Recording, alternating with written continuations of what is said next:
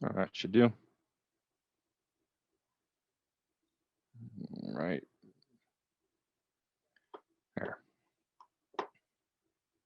Whew. Okay, so today we're going to review some of what we talked about regarding data structures last time, sets, tuples, dictionaries, as well as talk about list and dictionary comprehensions with if and else inside of comprehensions. So just for some context, comprehensions are they are a subset alternative to for loops. So there are certain for loops that you can rewrite as comprehensions, and certain for loops that that are really hard to rewrite as comprehensions. I think I've been able to like find ways around some of the limitations of comprehensions, and I think some people will get really into like wanting to use comprehensions for everything. There's sort of a, just to put in this in context before we get into it even, there's sort of a rule of thumb that I go by, which is comprehension will take a simple for loop and make it even more elegant, and it will take a complex format for loop and turn it into a mess that is unbearable. So there are limits to what they can do well. So I just say that because a lot of times we go through comprehensions and then I see everybody or a lot of people saying, well, I have to rewrite all my for loops as comprehensions. There's still a good case to use for loops. If one way comes easier than the other in terms of conceiving it and writing it down, just do that way first. Yeah, that's a good rule to live by with this stuff. But comprehensions are pretty cool, and they have the potential to be more efficient, not just in terms of the use of your coding space, but they have the potential to be faster in certain circumstances. So yeah. So let's review sets a little bit.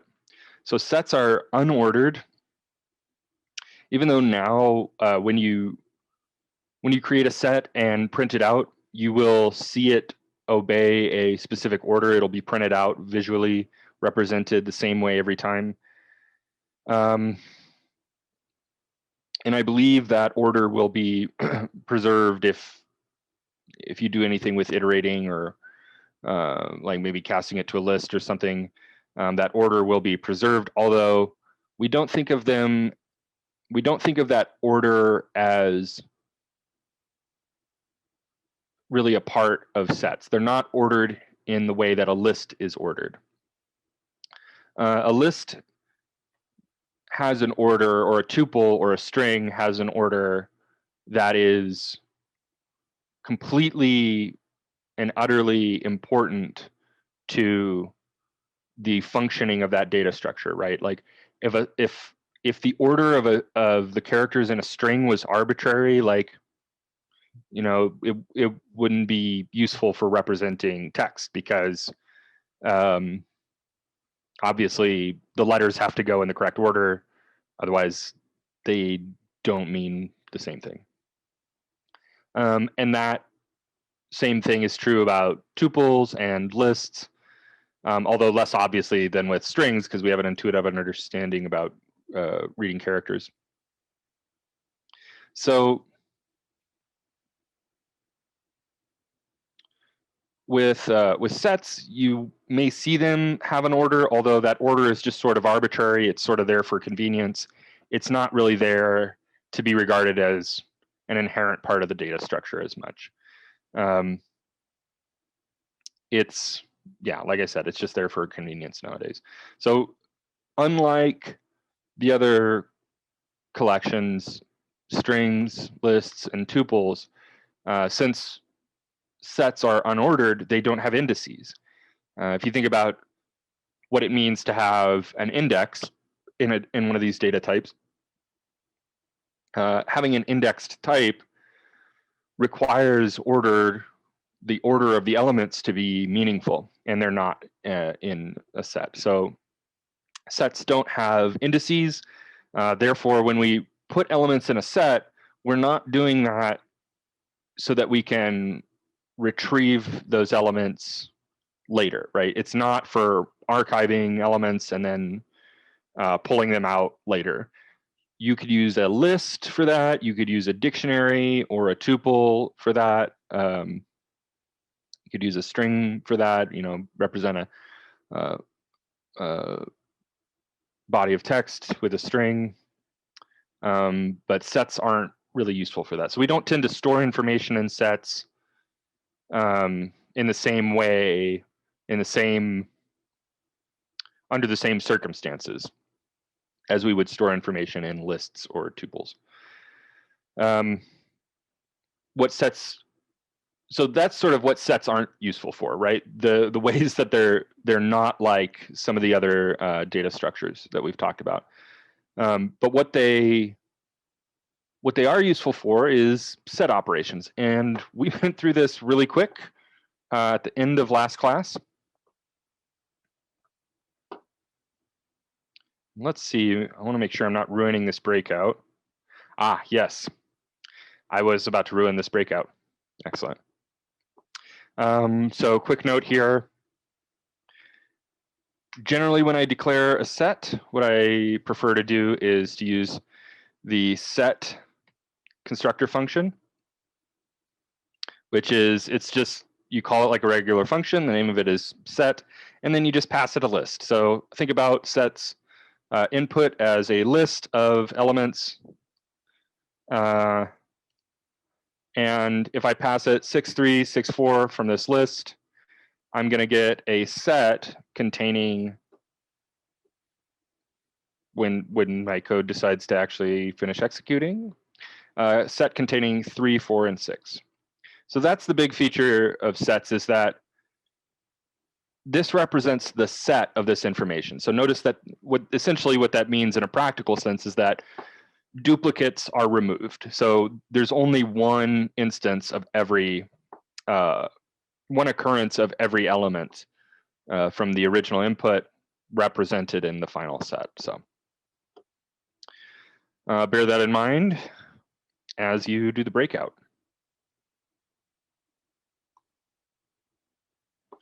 I will post this.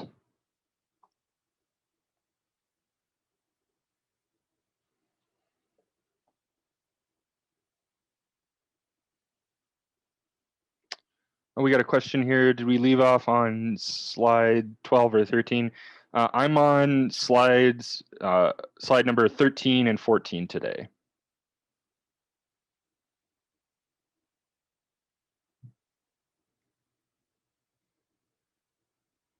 Actually, let me see. Can I just do this? Let me pull this breakout.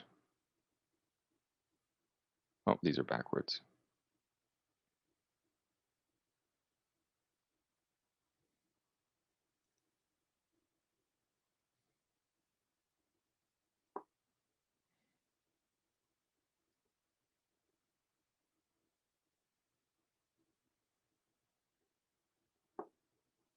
Ah, alas, it did not render. Let me try to repost that.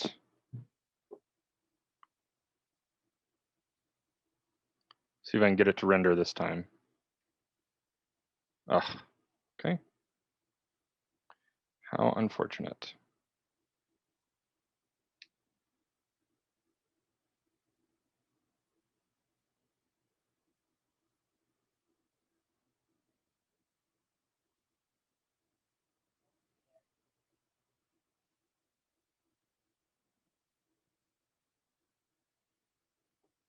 That'll do. Okay, we'll just leave it there for now.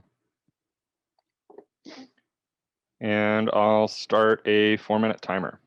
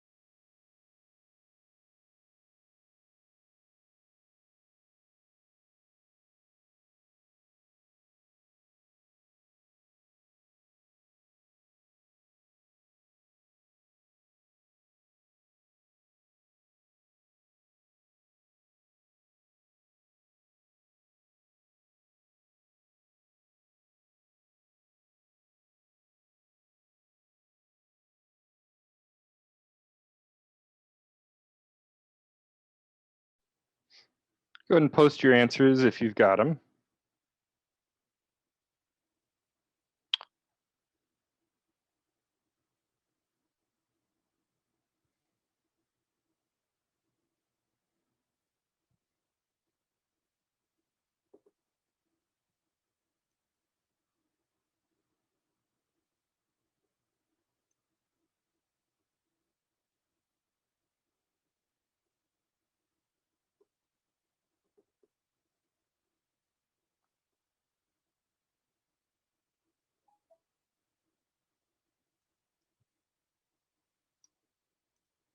Cool. Okay. Oh,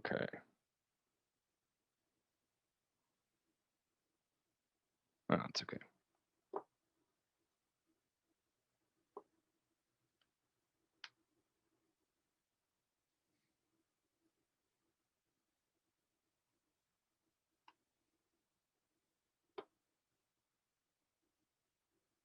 Okay, cool. So I'll just show a quick solution for this. The intersection of string 1 and string 2, the union of string 1 and string 2, and the difference of string 1 minus string 2. And why don't we do the difference of string 2 minus string 1 while we're at it. So let's just print the values first. It should kind of be called set 1 and set 2.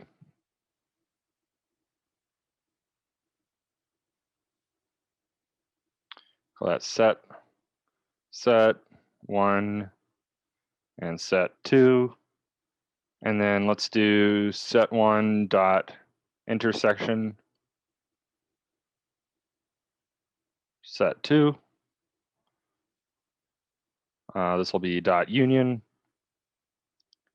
And then the difference is going to be, well, different depending on which direction we do it. So if we do set 1 minus set 2, versus set 2 minus set 1, we're going to get a different answer in either case. And I tend to use the subtraction operator like this for difference, but you can just as well, if you see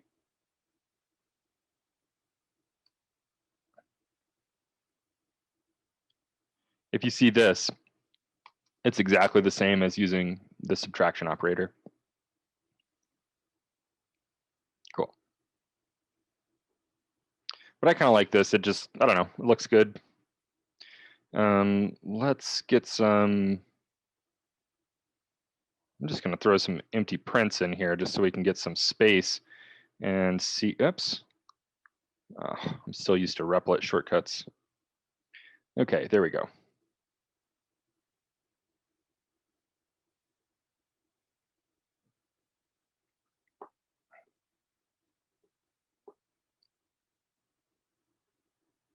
Okay. So here's our two starting sets. The first one, implicit, complex, simple, is then ugly, beautiful, explicit, better. And then the second one is complex, dense, complicated, is nested, then sparse, flat, better. So the intersection of the two is complex is better, is then better. The union of the two is just the elements that all of the elements of both, right? Obviously, if there's common elements, i.e. the intersection, those will only be represented once in the union. So implicit, complex, dense, simple, complicated is nested, then ugly, beautiful, sparse, explicit, flat, better. And then set 1 minus set 2, these are all of the elements that are in set 1, but not in, or excuse me, these are all of the elements that are only in set 1. All the elements that are exclusive to set 1. So why don't I do this?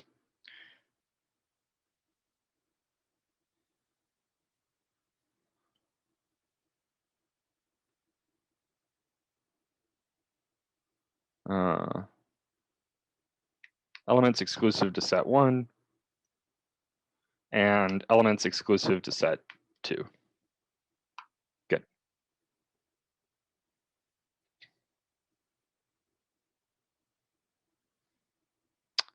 Tuples, okay.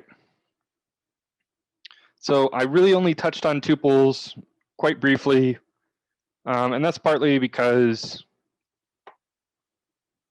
they are very much like lists, and I don't want to create, confusion around this.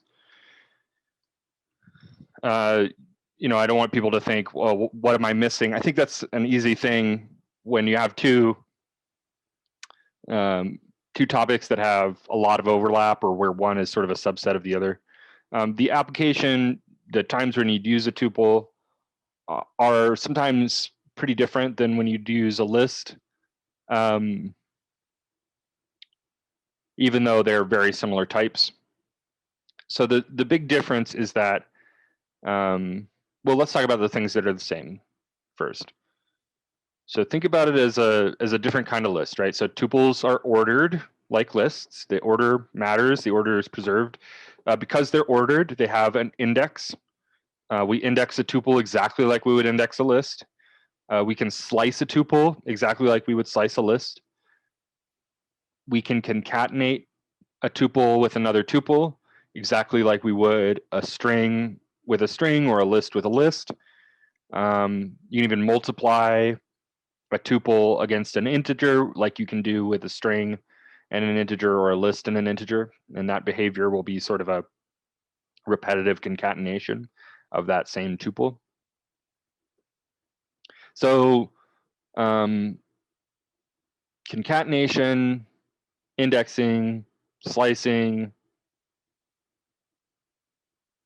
yeah, all of those things are the same as lists and strings.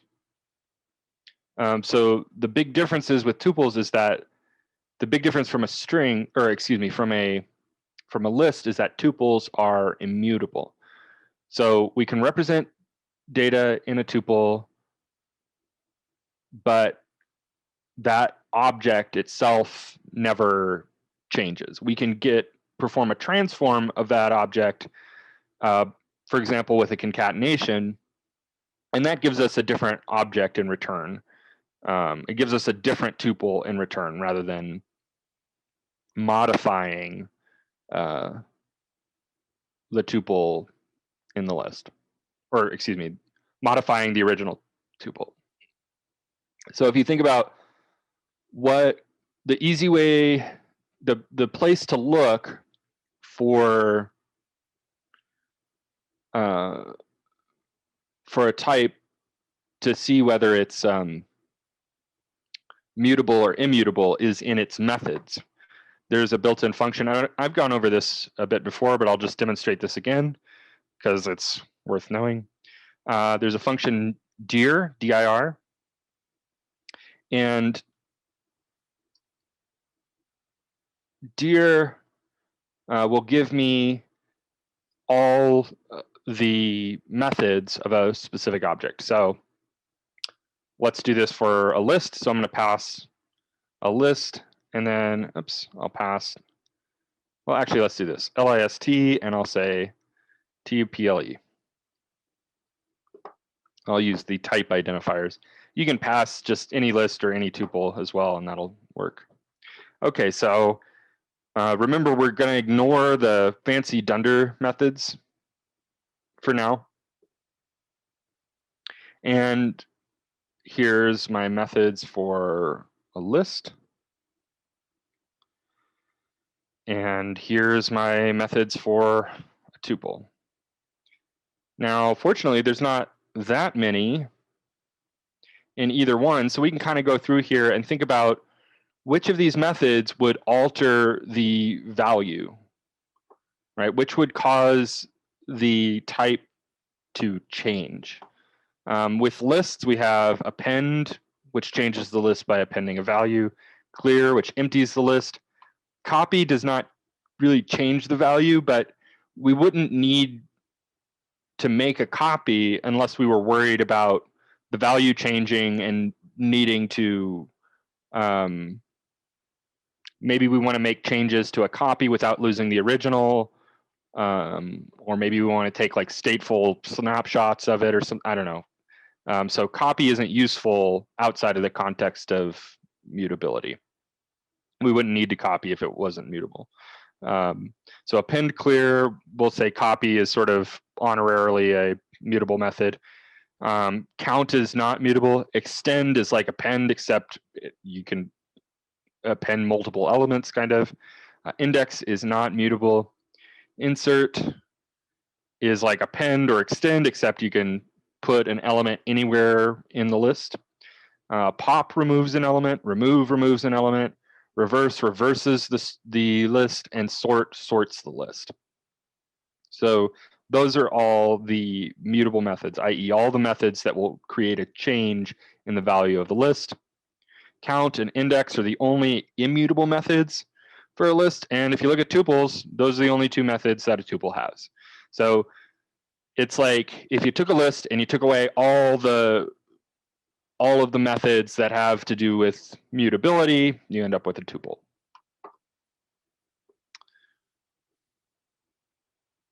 All right, dictionaries. Dictionaries contain key value pairs in a mutable, unordered collection. So like lists and sets, they are mutable, meaning that the object's value, the object itself can change in value.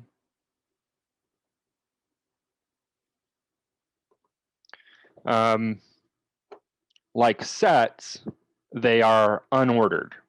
So they don't have, dictionaries don't have indices like lists and tuples and strings, right? But they do have a mechanism that fills a lot of the same, it fills a lot of the same role, which is the keys, right? So with strings and tuples and lists, we just put elements in those data types, and there's an implicit index associated with the order of the elements, right? You know, if we put 100 elements in there, the first element is going to be 0, and the 100th element is going to be sub 99. You know, the 50th element is going to be sub 49, etc. So with a dictionary, we have to explicitly assign a key, which can be any immutable type, and that key will be our mechanism for referring to the value at that given key. So think about it like, you could think about it like a list, kind of like a list that you have to explicitly declare the indices, but the indices can be whatever you want. Well, they can be any immutable type. So the indices can be a string. We can go over the immutable types. They can be a string. They can be a tuple. This is a really good use case for a tuple. This is a place where you can use a tuple, but you can't use a list, for example, right? You can think about it like if you assigned a list, which can change its value.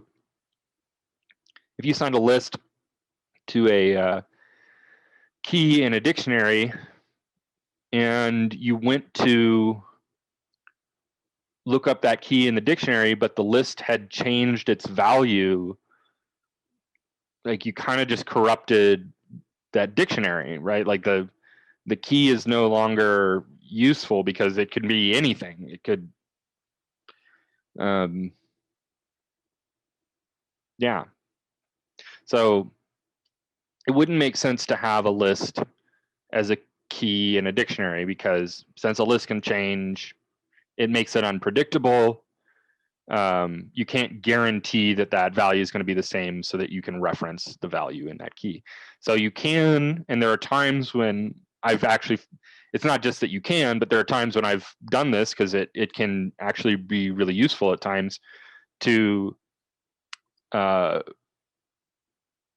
make a tuple the key of a dictionary. It's not that common, but I have done it. Yeah, so that's the time, like maybe, you know, like you have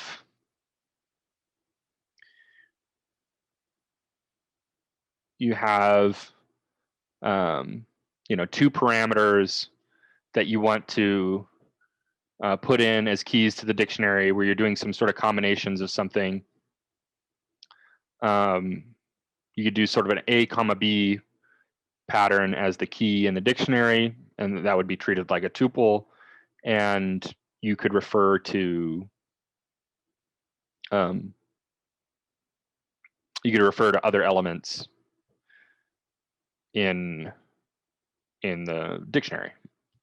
So anyways, I think I'm talking about that too much. So to wrap that up, it's any immutable type. Usually we use strings as keys in the dictionary. That tends to be the usual case. Cool. Apologies. I know I can get a bit long-winded at times. Oh, sorry. We got a question here. Is there a case why you should use subtraction operator over difference? So far as I know, it's just an aesthetic choice, just whichever one you prefer. Yeah, I believe, I can't remember where I read this. I think in the documentation it says they're exactly the same. I'm 99.999% sure of this. So yeah, one is, I think the subtraction operator is literally just syntactic sugar for dot difference. So yeah, just whichever one looks better to you.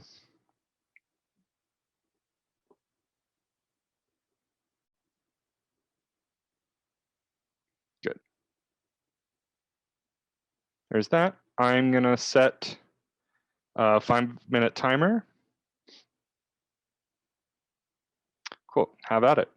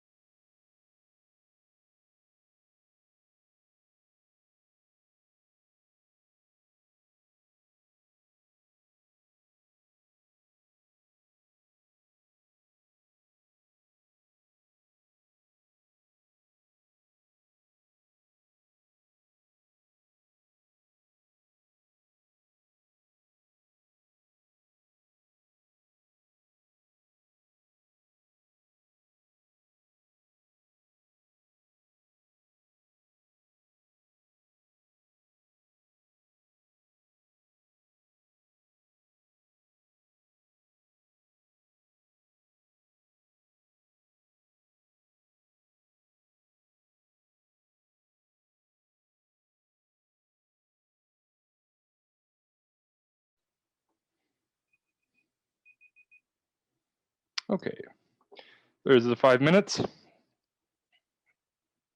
Go ahead and put in your answers.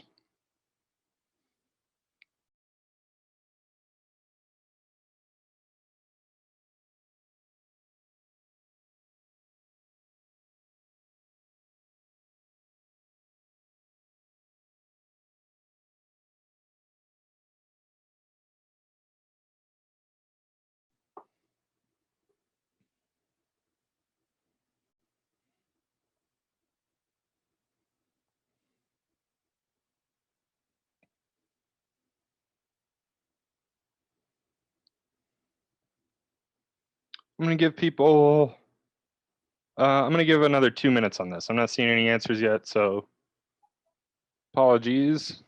We'll take another 2 minutes.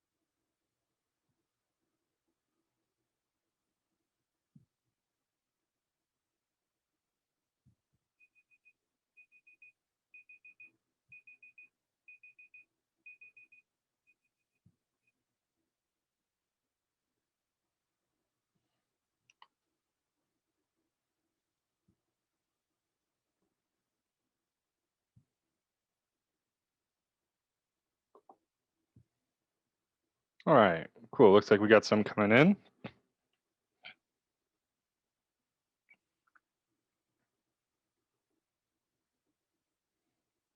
Cool.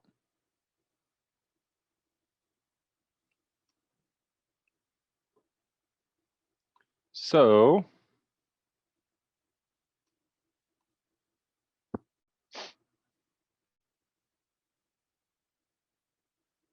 I'll show a solution for this one. Okay, so it says write a function that prompts the user to input numbers separated by dashes, like here. Your script will take those numbers and print a dictionary where the keys are the inputted numbers and the values are the squares of those numbers. Example, if you inputted the numbers 1-5-8-10, your dictionary should give you this. So this example is essentially we can turn this into a test. So I'm going to call my function.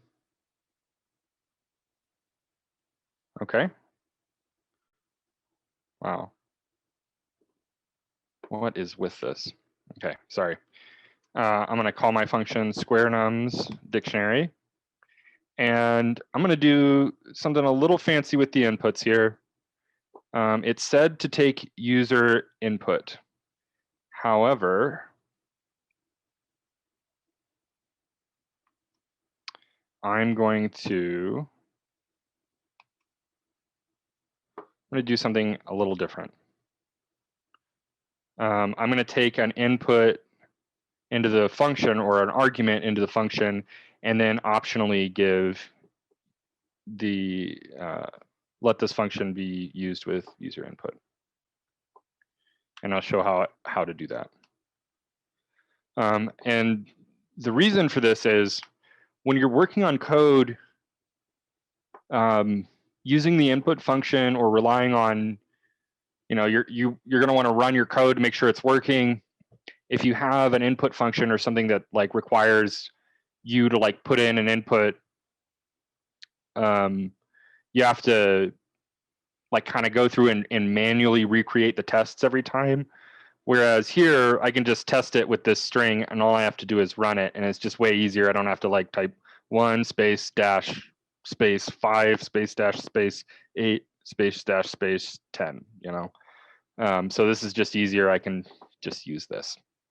So in general, I mean, this is something that if you use the input function a lot, you'll probably find on your own. But in general, it's easier to avoid using input while you're testing your code. So what I'm going to do is I'm going to take in an argument. I'm going to call it imp, and I'm going to say imp is false. Suppose you could do the same thing. Well, yeah, it's kind of better with false, but I'm going to say if not imp,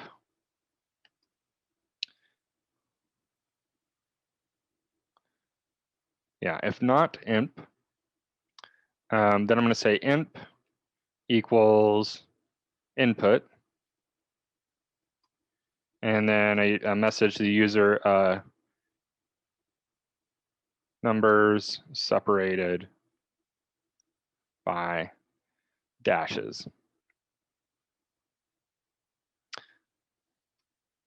There we go. So let's just make sure that imp is going to work.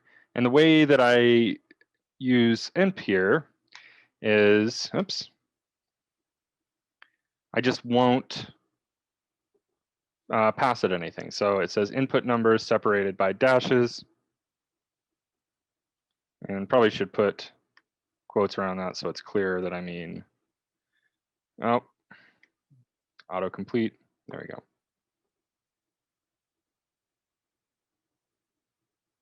Cool. So now in my terminal, I can say 3-4.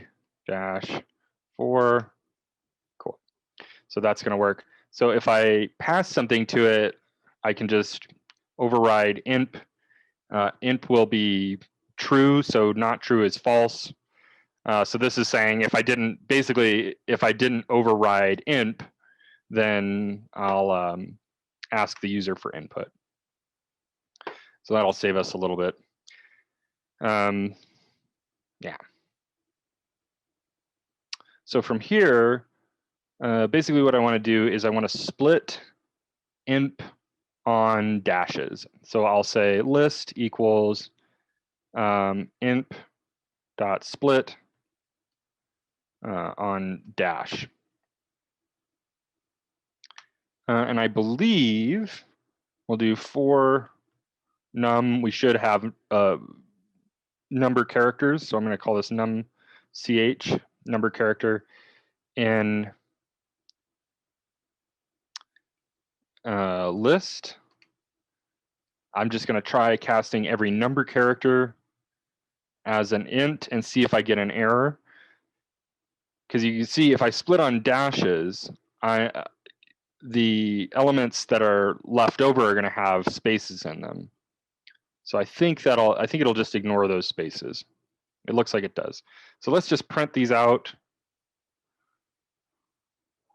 We'll just print the integer of each number character. Looks like it's doing what I want it to do. And I will need to square these at some point. So let's just make sure I can do that. Looks like that's going to work just fine. Cool. Okay, so I need a dictionary. This is going to be a dictionary accumulator. And we'll say for num character in list, we'll say d sub num character equals int num character squared. And let's just return D.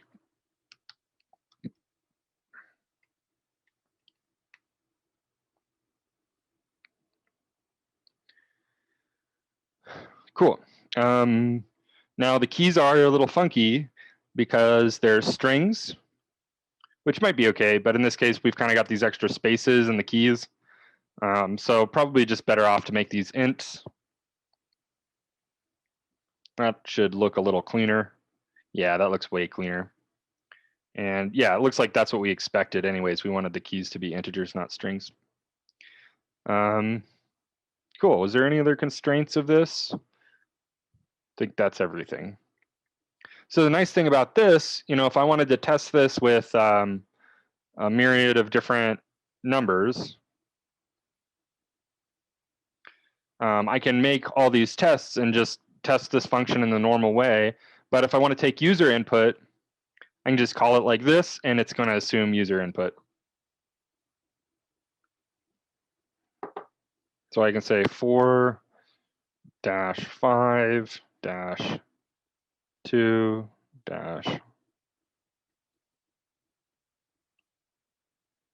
Cool. Oops. I saved, and that overwrote my thing.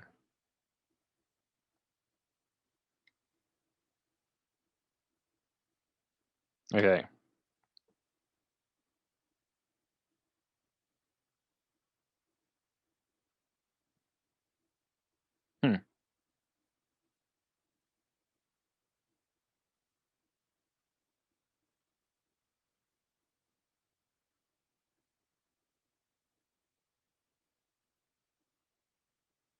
That's a bit of an anomaly.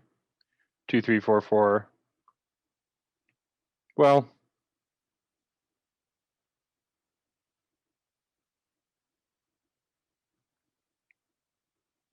yeah, that's a weird one. I think that's just an odd error. Sometimes my terminal takes input weird, so. Yeah, there we go. Close enough. Okay, cool.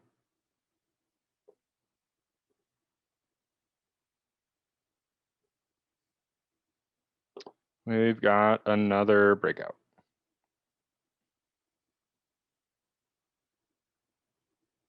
I'll do this in 2 parts. Gonna have to brush up on how input works. Yeah, input can be a funny one.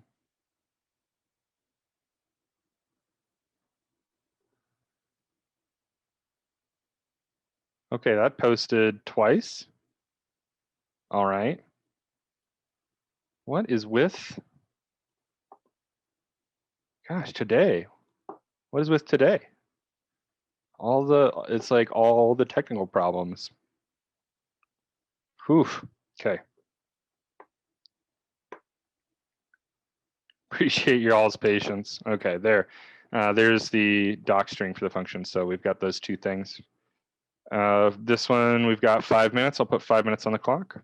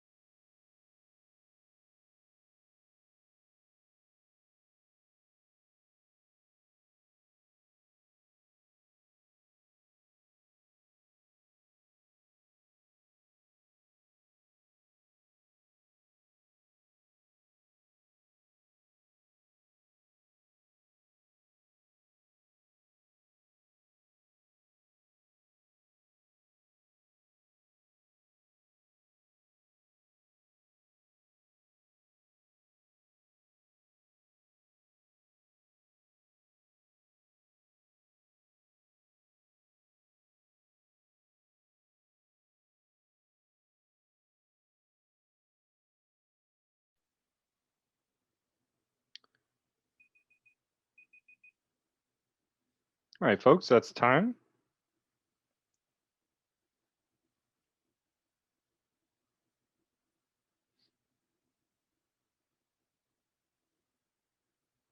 Oh, sorry, I missed the question here. A little confused by the are we counting unique characters or unique words? The words will necessarily, sorry, the you're counting the number, just the bulk number of characters, not unique characters.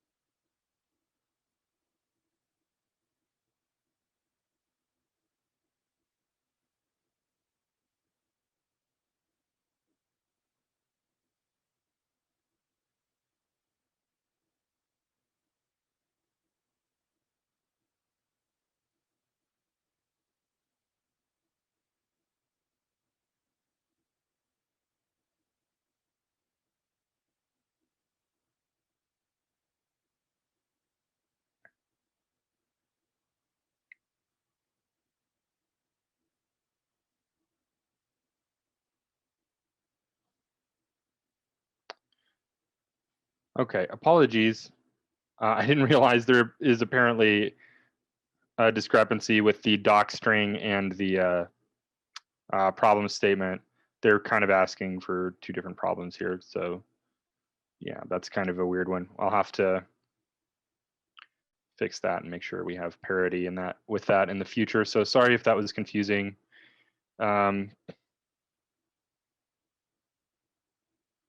Yeah.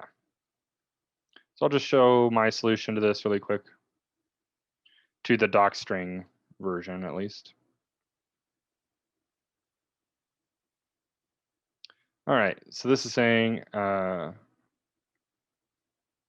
a function that takes in a string and parses through it, identifying how many characters are in the word.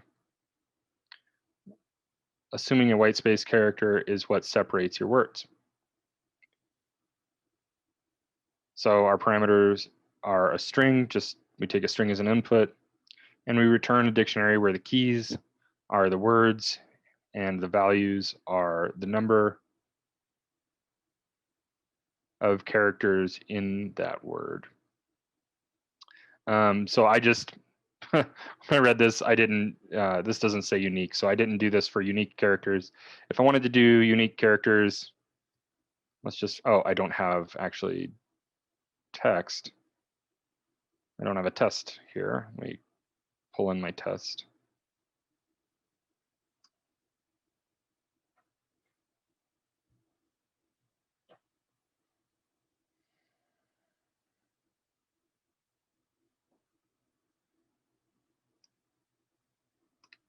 I'll just do that. I'll make that a little smaller. Okay.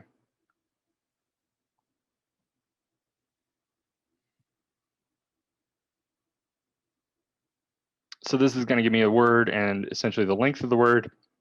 If I wanted a representation of the number of unique characters, I could take word and turn it into a set.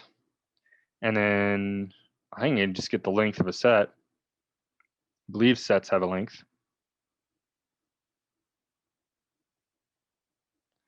Yeah.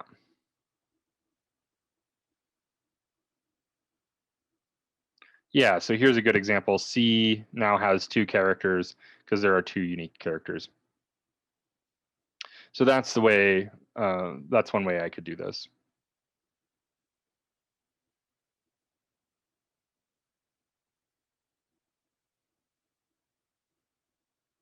Zip. So we've talked about zip a little bit. We brought it up a couple times, I believe. Oops.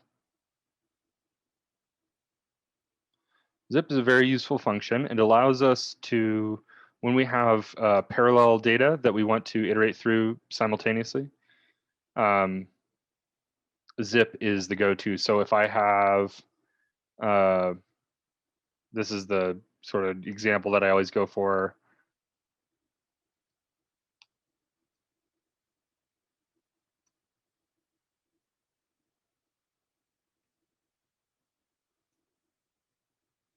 We have a list of people, and then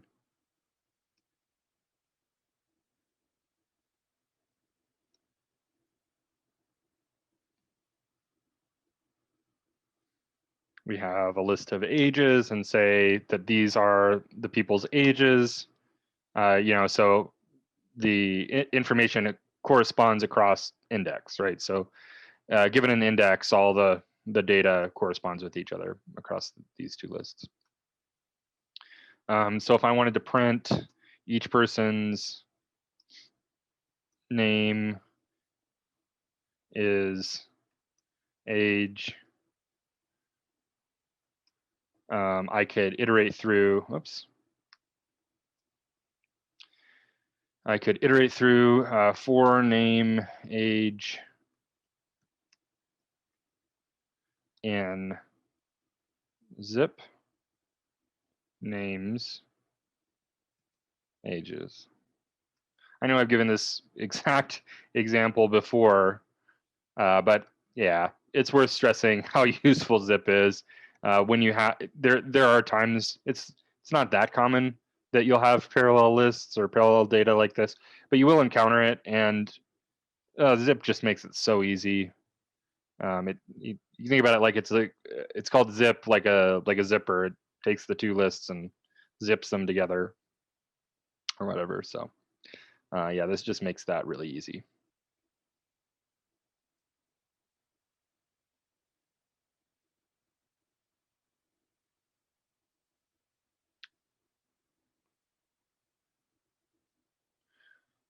Okay,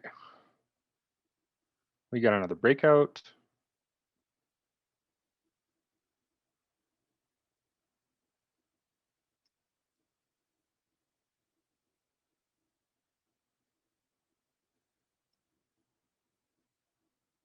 Cool.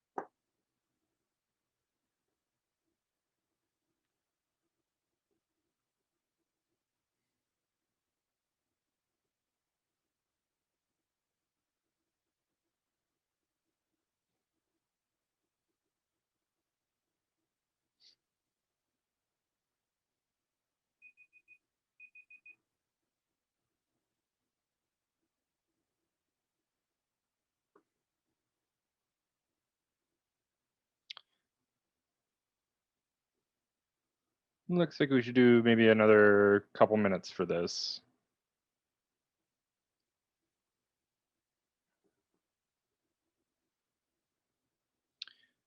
I see somebody asking about the input, the materials for input. I can just go over this really quickly.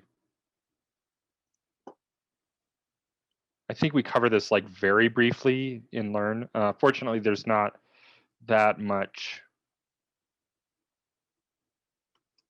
going on with the input function. So remember, when we want to understand, even if we're writing a new function or we're trying to understand a function, how to use it, one sort of framework we can use, there are others, but one simple one is input process output. So what are its inputs? What does it do, i.e. its process? And what does it give out in return, if anything? Some functions don't return something. In that case, they return none in Python. So input, we can start with, we can do these out of order, right? Input process is to prompt the user for input and then return that user input as a string. So it stops your program and waits for the user to give input, and then once that input is received, it returns that input as always as a string, regardless of whatever you type as the input, it returns it as a string every time. So in order to make that useful, you don't want, if I just run this right now, just input, and this is valid code, and it looks like my program is just stalled and not doing anything, but it's actually waiting for me to type something. But I don't know that because I don't have a prompt here. So the argument to input, i.e. its input, kind of, okay. The argument, maybe we should call this APO for this, or APR, how about that? Argument, process, and return, right? That annual percentage rate. So its argument is a string, and that argument will be displayed to the user so that they know what to do, right? So input's argument is displayed to the terminal. Its process is that it waits for the user to give input, and once it receives that input, it returns it as a string. So its argument is a string to be printed, its process takes input, and its return is a string as well.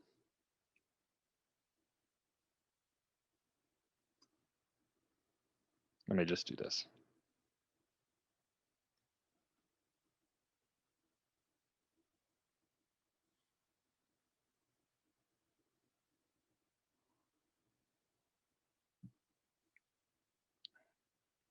Cool.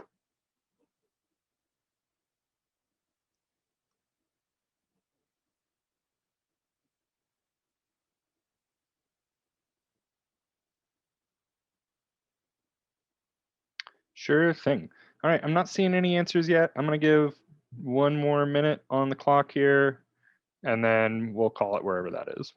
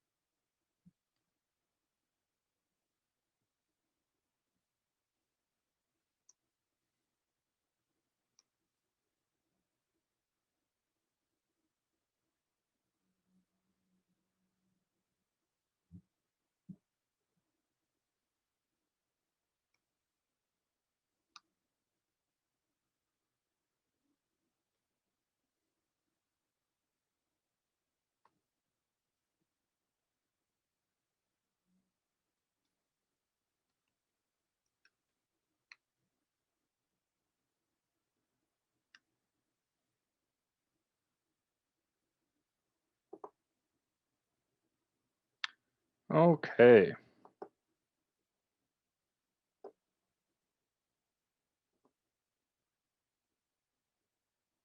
Come on. Not seeing anybody's answers yet. That's okay.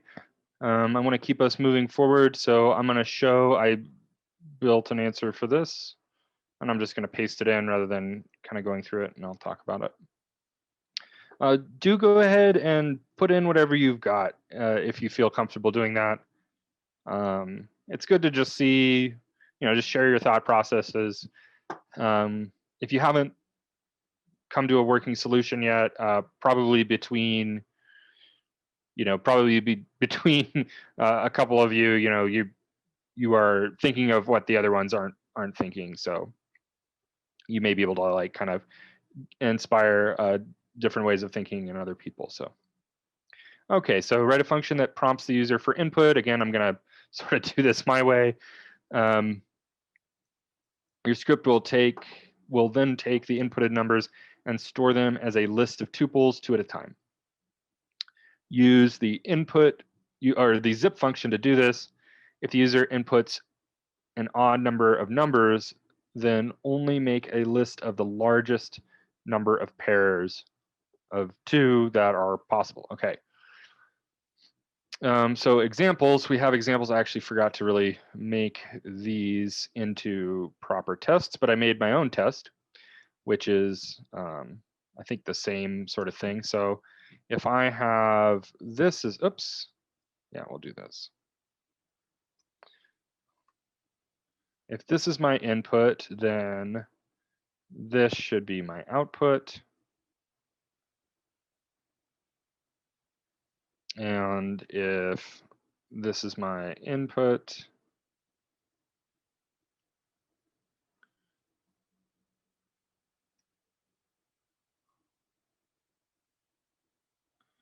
then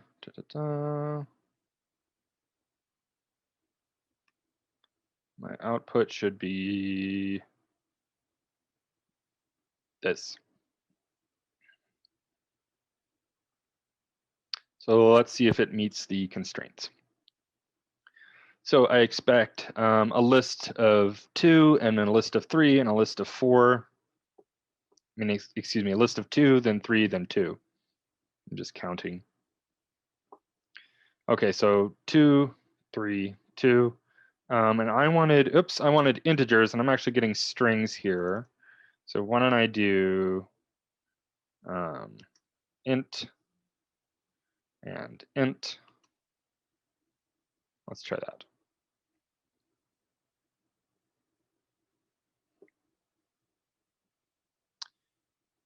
Invalid literal for, oh, I have to split on commas. That's a weird one. Cool, okay. So our pattern should be a list of 2, a list of 3, and then a list of 2. That's what we get. The contents should be 3, 4, 6, 2. We get 3, 4, 6, 2. 1, 2, 3, 4, 5, 6. 1, 2, 3, 4, 5, 6. Then 1, 2, 3, 4. 1, 2, 3, 4. Okay, cool. So it looks like I'm getting the right behavior out of this function. So what did I do to solve this? So I used some kind of oddball slicing here.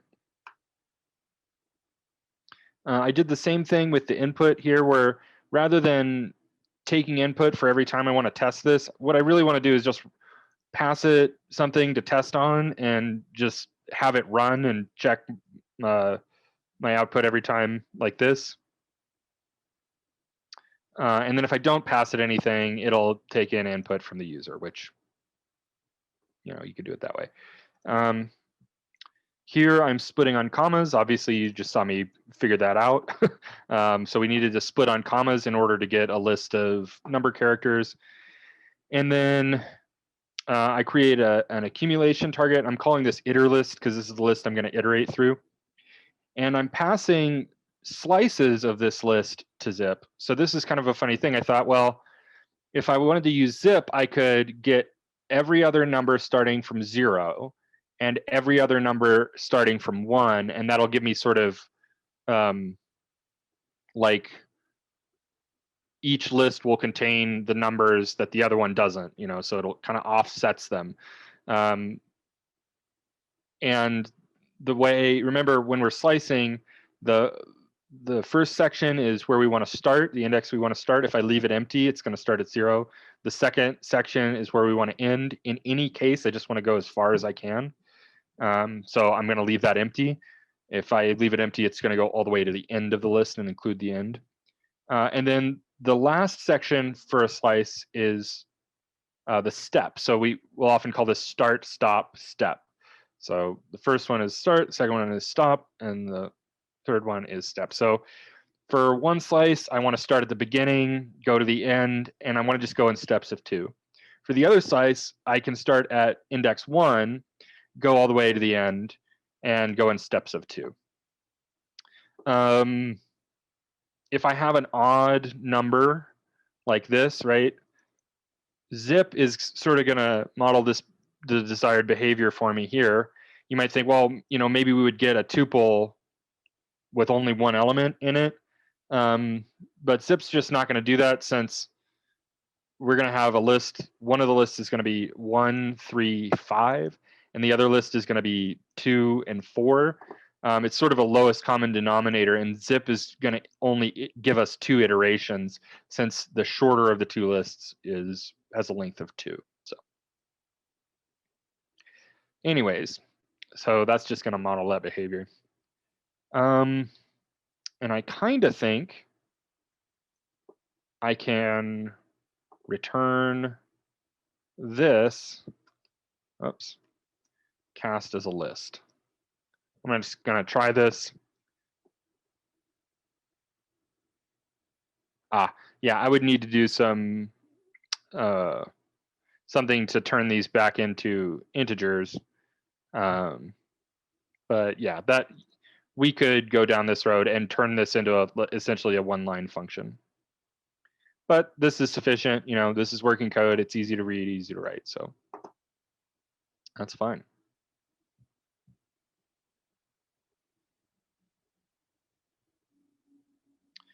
Okay, so let's talk a little bit about comprehensions. So I did some putting of this into context at the beginning, and I really do want to stress the context of this. So what I want to avoid is making y'all think that you will encounter this idea. You'll encounter this a lot on Code Wars, like the Code Wars community. If you're doing Code Wars or anything like that, people are going to say like, well, you know, you're not really doing Python right unless you're only using comprehensions and never for loops. I think that's just bogus. I don't agree with that at all. If your code is working, then who can really say what you should be doing? You know, if you're able to produce working code, that's kind of the point. So if you know how to, if you're really comfortable with for loops and that's working for you for now, then yeah, that's the right thing. So the reason we want to cover comprehensions is technically, not just Code Wars, but officially in Python, the docs regard the official Python documentation regards comprehensions as the most Pythonic iterator. However, they also make a point of saying you should use comprehensions when they make sense. You should use comprehensions whenever you can, not necessarily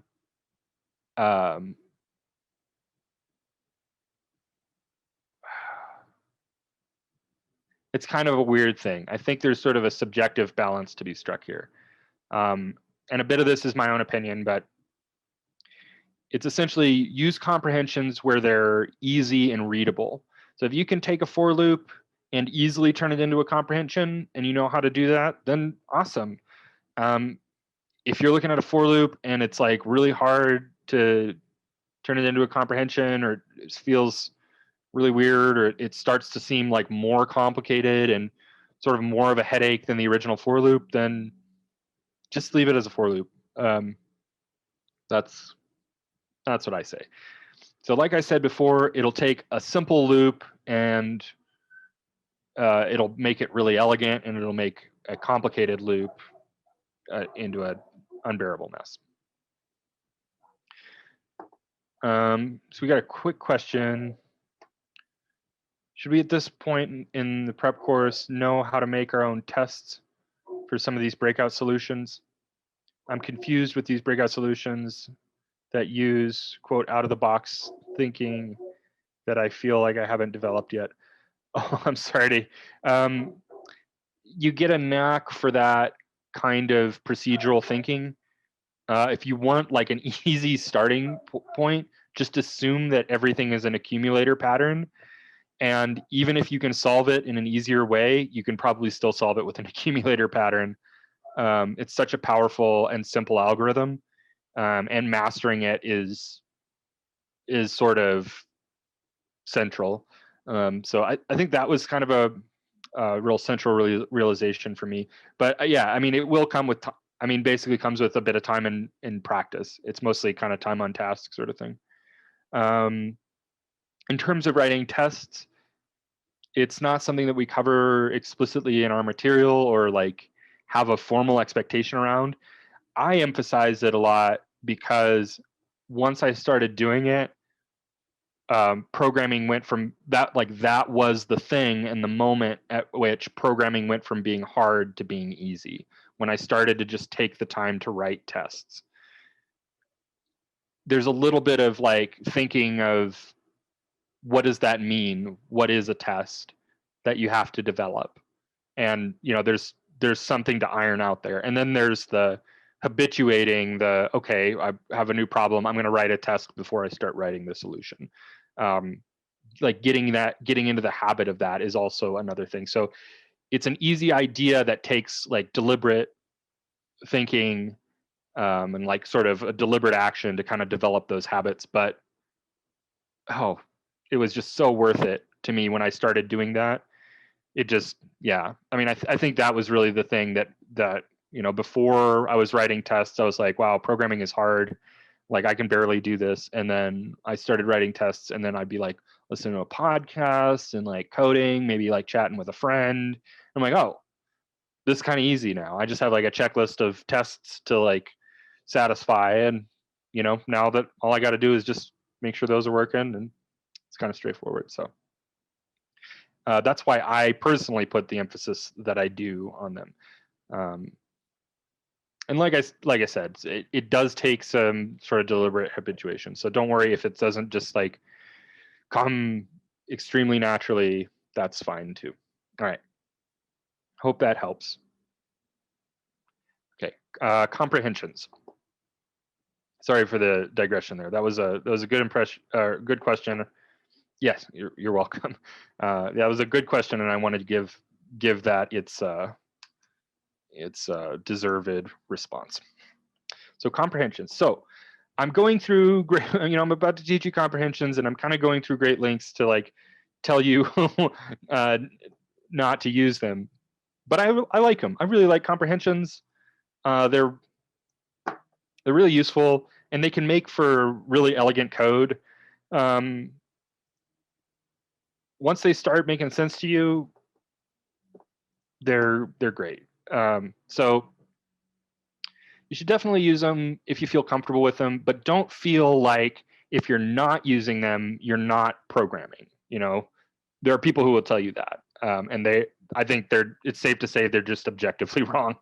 Like I said, if your code is working, then nobody's got anything on you.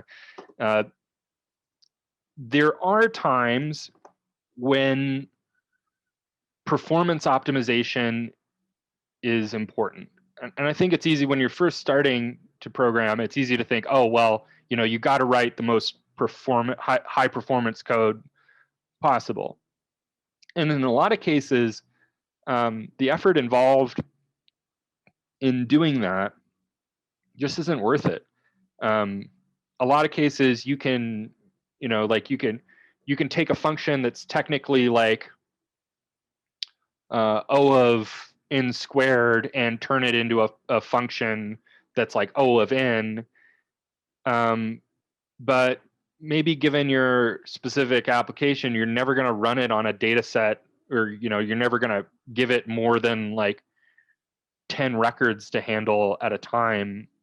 So who cares, right? Like you're splitting hairs about like nanoseconds or something. It's like it's such a small amount of time that it doesn't really matter. So there are a lot of times when high performance code just isn't a central concern, and you can get away with like simple, easy, straightforward code that's easy to read and write. That may not be the highest most high performance, fully realized ultimate mega solution. And like I said, if it works, that's what counts. So there are times when that does matter, though. It tends to be like a minority of cases rather than a majority. So comprehensions can take advantage of sort of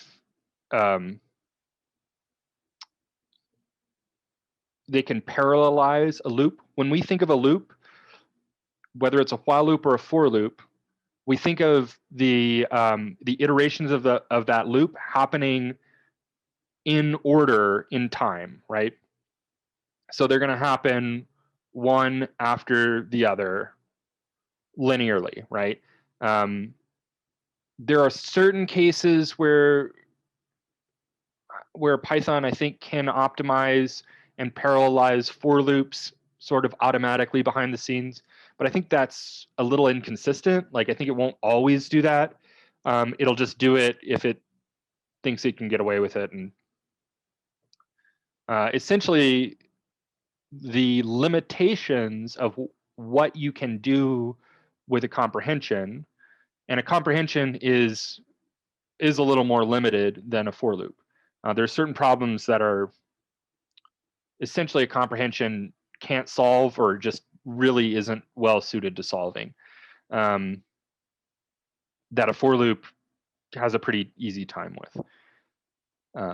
But given the limitations of a comprehension, it also allows for optimization, right? So there's a little bit less that it can do, but it can do the things it can do a little better. So it's a more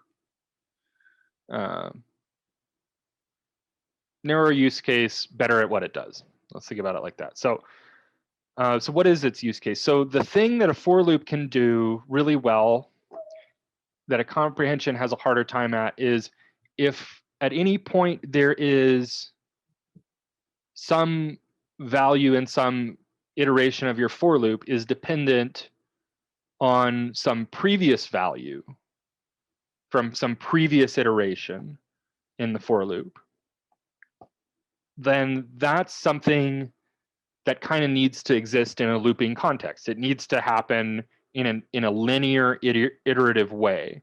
It can't be parallelized as easily. There are techniques and strategies for parallelizing such operations, but a lot of times you end up with a computational complexity that is equal to or worse than just having an iterative loop. So in general, we don't think of those problems as being useful for comprehensions. So all that to say, let's look at a comprehension. I'm just going to paste this in. So here we have a list, we have our loop, and we're accumulating the numbers from some old list. Let me actually get a list of, I'm just going to steal this one.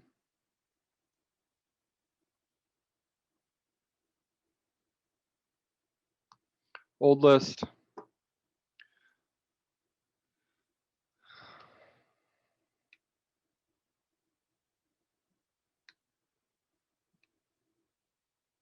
Okay.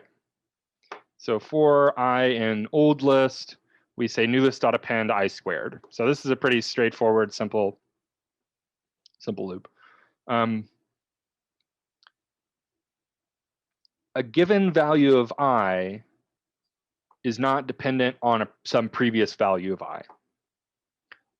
Any value or variable in the body of this loop isn't dependent on some previous value, right? It doesn't, there is an order to the list, right? The list has to occur in a certain order, but we can kind of set that idea aside. If we look at this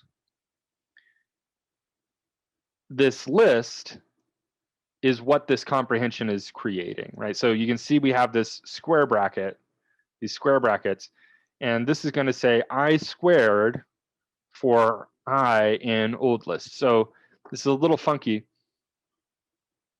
There's sort of a way you can turn a for loop into a comprehension real easily.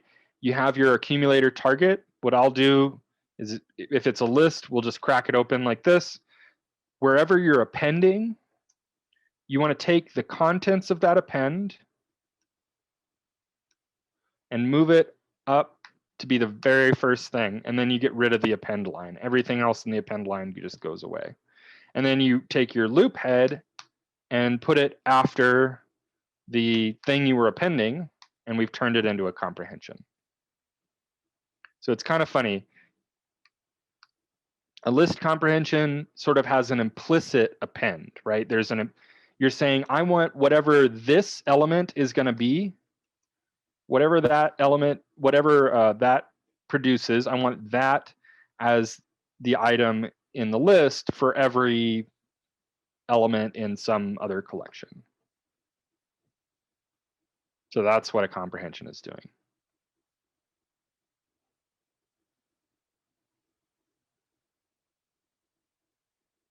Cool.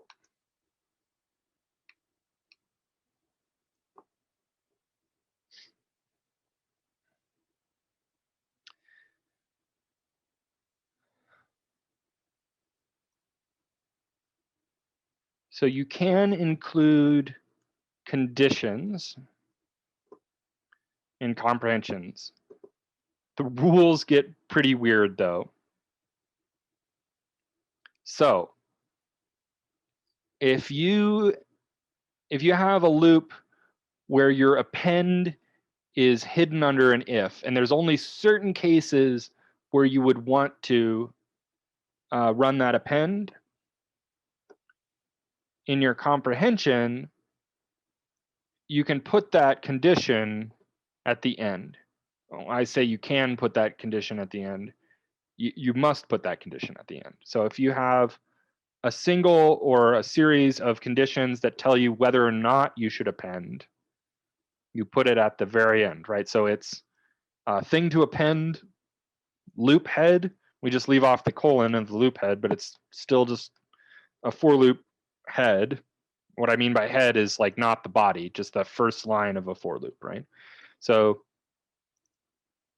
for I and for element in whatever, some collection, and then the condition under which, the condition or conditions under which you would want to append. You can't have an elif here. So this is kind of a weird one. You don't have, if you have conditions here, you can only have ifs.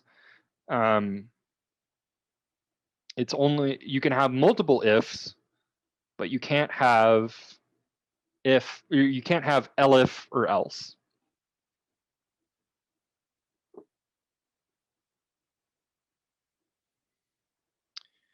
You can't have elif or else in this particular section. There are cases where you want to have elif or else, like this. Now, in this example, we still can't have an elif. We have to use what's called a ternary. So a ternary in Python or in any language, a ternary statement, it's a weird word for a kind of conditional statement. So let's just look at the part of this that's a ternary. So this is a ternary. And a ternary necessarily has an if and an else. There's no elif, it's just an if and an else. The else is not optional. So what this is saying, this is sort of like a comprehension. A ternary is sort of a comprehension for conditions. It's a single line and it returns a value like a comprehension does for loops. So what this is saying is do this first thing if this condition is true, else do this other thing, right? So it has this condition and it has if the condition is true, it does this thing, else it does this other thing. So this is a Python ternary. The cool thing about a ternary is it necessarily returns a value and it necessarily has an if and an else. If I wanted to have an elif style behavior, what I have to do is say else the thing that I want to do if let's see, we want I squared if I greater than 10, else I floor divided by 2 if I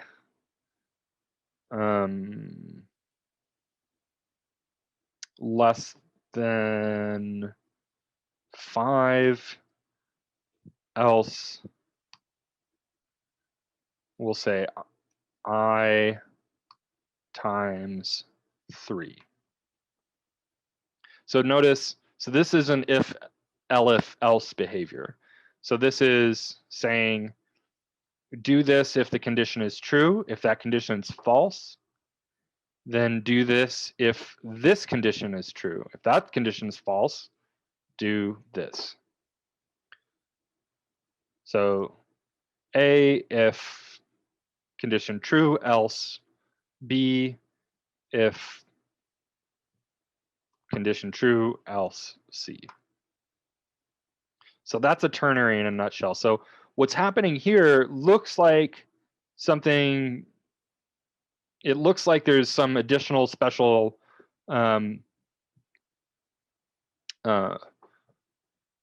comprehension syntax. But what's really happening is we're just saying we want this item to be appended to be the result of a ternary expression. So you can have this ternary expression be the thing that you append, and you just put that in the position where you normally have the thing to append. So that expression will evaluate and return the appropriate thing based on, in this case, based on the value of I for I in old list. So it looks a little funky, but if you just see this as a ternary, I think that'll make sense. Cool. We're about out of time, so I'm going to leave you to your own to go over dictionary comprehensions. Everything that we just covered about list comprehensions applies for dictionary comprehensions. I'll just do this really quickly. The differences are, obviously we have curly brackets because it's a dictionary instead of square brackets for a list. And you have to have some sort of key value pair in the append, right? So notice it's K colon V pattern, right? In this case, it's I colon I squared for I in old list. So don't forget the key value pair portion, and don't forget to put it in curly brackets. Those are the major differences. Other than that, everything we talked about with conditions is exactly the same for dictionary comprehensions. Yeah, so sorry about the late start today. I'll make sure that that doesn't happen again. I think we did pretty good about getting through a lot of the material. We didn't get through the function practice on data structures, which I think is going to be okay because I'll just assign this as homework. It's just a bunch of breakouts. The way I'll say to do it is set a timer according to what it says, and don't look at the answer for that length of time. If you're still having trouble, you can look through the answer at that point.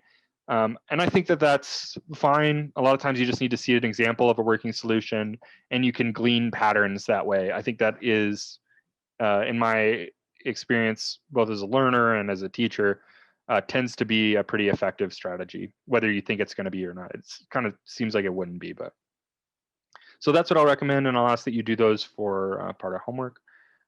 And we can wrap up here. If you want to get on with the rest of your Saturday, then I'll see you later. Let me stop the recording here.